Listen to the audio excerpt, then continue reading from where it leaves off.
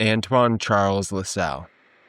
General Antoine Lasalle, the Hussar of Hussars, was cavalry distilled into human form, reckless, dazzling, and brilliant.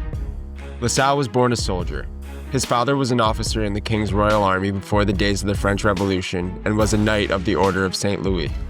Lasalle lived by his own saying, "Any hussar who is not dead by 30 is a blackguard." And he nearly kept his word, dying gloriously at the head of a cavalry charge at age 33. His incredible accomplishments in life will allow us to forgive him those 3 years. Lasalle distinguished himself in 1795 in the War of the First Coalition at the Battle of Rivoli. With just 26 horsemen, Lasalle rode out bravely, charging towards the Austrian line. This daring feat caused an entire battalion of the enemy army to throw down their arms and flee in panic, allowing the French to capitalize and rout the enemy's center. Capturing a single flag was the type of accomplishment a cavalryman could boast about until the end of his days.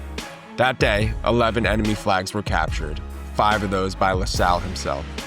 After the battle, all the trophies were piled up before Napoleon. Lasalle lay exhausted a few feet away on top of his 5 flags. Napoleon said, "Enjoy your sleep on your flags, Lasalle, for it is well deserved." Lasalle would be a glorious sight and a larger-than-life character in the campaigns of the Grande Armée thereafter. Lasalle's feats were the stuff of legend. At Stettin in 1806, with only a few hundred hussars, he bluffed a fortress garrison of 5,000 Prussians into surrender, simply by riding up, demanding immediate capitulation, and threatening to unleash an army which didn't exist. The ruse worked, and the fortress fell without a single shot. At Wagram in 1809, Lasalle led charge after charge against the Austrian lines. True to form, he was in the thick of it, saber flashing, his pipe clenched between his teeth. His final moments came in a storm of musket fire, and was cut down while rallying his men.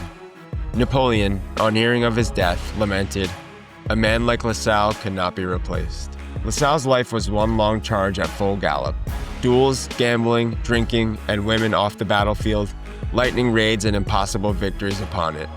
His men adored him, his enemies respected him, and his end came exactly as he predicted.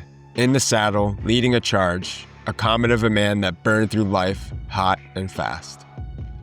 What do you think motivated Lasalle to live the life that he did? Was it duty, honor, glory, loyalty to Napoleon and France? Or was it perhaps just simply the love of the game?